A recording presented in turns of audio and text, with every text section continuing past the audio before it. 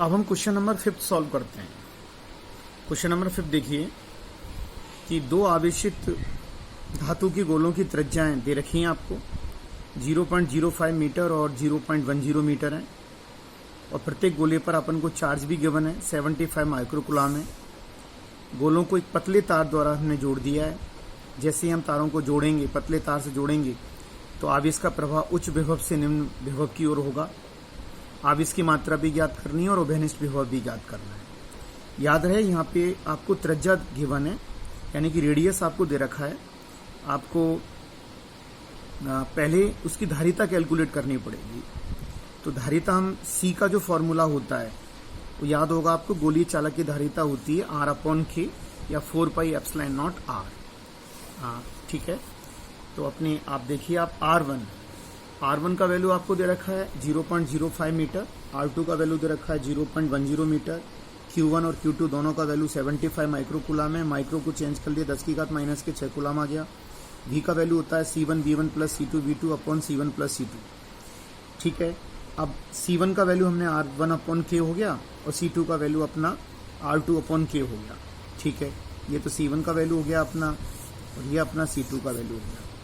अब V1 का value अगर मैं पुट करूंगा अभी तो KQ/R1 करूंगा तो वो K से K कैंसिल हो जाएगा तो ओनली Q1 आ जाएगा। तो अपन इसको ऐसे लिख सकते हैं, हम इसको तो छोड़ो, आप वैल्यू पुट करोगे तो समझ में आ रहा होगा आपको कि जैसे मुझे C1 और V1 को सॉल्व करना है तो C1 तो मैं क्या लिखूंगा R/K और V1 को मैं क्या लिखूंगा KQ1/R1। R1 से R1 कैंसिल, K से K कैंसिल, तो Q1 ही तो आया ये। तो हम डायरेक्ट भी लिख सकते हैं।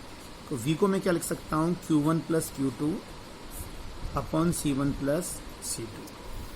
मुझे V कैलकुलेट करना है। Q1 प्लस Q2 तो 75 और 75 150 माइक्रोकुलाम हो गई और ये कितना हो जाएगा R1/K। K कॉमन ले लूँ मैं, या पैसे लिख लो आप, है ना, कोई टेंशन नहीं है। 0.05/K plus 0.10/K। ठीक है। ये तो अपने क्या हो जाएंगे 150 गुणा 10⁻⁻⁶ और K ऊपर चला जाएगा तो ये हो जाएगा अपना इंटू K अपॉन 0.05 में 0.10 ऐड कर देंगे तो 0.15 आ जाएगा। ठीक है। तो V का वैल्यू 150 गुणा 10⁻⁻⁶ गुणा 9 गुणा 10⁹ अपॉन 0.15। ठीक है। तो इसको हम सॉल्व कर लेंगे। 0.15 से आप मिस्टेक नहीं होनी चाहिए। अब ये डिपेंड ये करता है कि सॉल्यूशन का जो मेथड है वो आपका कैसा है। आप डायरेक्ट भी कर सकते हैं, आप डेसिमल को भी यूज में ले लो, आप स्लो कर लो, बट अपना कैलकुलेशन राइट होना चाहिए। तो ये आपने यहाँ से 115 को हटाया तो ये यानी जो डेसिमल से 100 हो गए, ये आपके 15 इंटू 9। इसको सॉल्व कर लेंगे अपन, ये अपनी। ठीक है। 3 से कैंसिल कर लो, आपकी इच्छा हो जैसे कर लो, कोई प्रॉब्लम नहीं। तो वो वेरी सिंपल भी कर लो। 15 से 15 कैंसिल हो जाएगा तो ये हो जाएगा आपका 9 इंटू ये 15 to 15 कैंसिल तो 9 हो गया आपका। 9 इंटू ये 10 टू पावर प्लस के काउंट कर लो पहले 9 और ये 10 और 11 और 12 में से 6 तो 10 टू पावर 6 हो जाएगी। तो 9 इंटू 10 टू पावर 6 वोल्ट इसका आंसर होगा। क्या आंसर होगा कॉमन पोटेंशियल का? V is equal to 9 into 10 to power 6 volt. ठीक है। अब आगे क्या कह रहा है वो आपसे कि आवेश प्रवाह की मात्रा बतानी है अपन को। जैसे ये दोनों गोले थे, एक गोला ये था और एक गोला ये था। यहाँ पर जो त्रिज्या है 0.05 ये कम थी और इसकी त्रिज्या ज़्यादा थी। जिसकी त्रिज्या कम इसका पोटेंशियल ज़्यादा होगा और इसका पोटेंशियल कम होगा। यानी कि उच्च विभव पर कौन होगा? पहला गोला होगा। तो Q1 से आवेश Q2 की तरफ यानी कि ट्रांसफर होगा।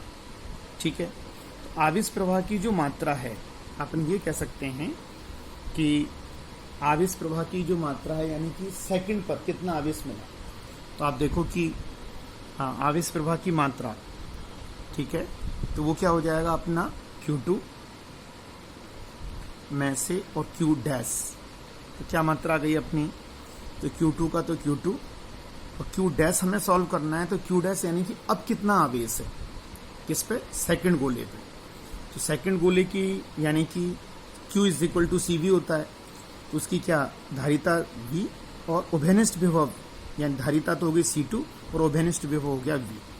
तो Q2 का वैल्यू कितना 75 इंटू 10⁻⁶ और C2 का वैल्यू हमने सॉल्व किया था, हाँ बच्चे चलो अब कर लेते हैं 0.10 अपॉन K का वैल्यू पुट कर दो 9 इंटू 10⁹ इंटू V, तो V अपना कॉमन वही 9 इंटू 10⁶, ठीक है। तो 9 से 9 कैंसिल हो गया और ये हो जाएगा आपका 100, वो तो वही चाहते से सिंपल है, वेरी सिंपल है। ओके 9 और 1 10 हो जाएगा, ऊपर लेके जाएंगे तो आप -4 हो जाएंगे। तो 75 इंटू 10⁻⁶ और ये 10⁻⁴ हो गए, ठीक है। तो आप इसको सॉल्व कर सकते हैं अपन। अब देखो आप, अब आवेश प्रवाह की मात्रा अब अपन सेकंड से यानी कि Q डैश और से अपन Q2 का डिस्कस करें अपन।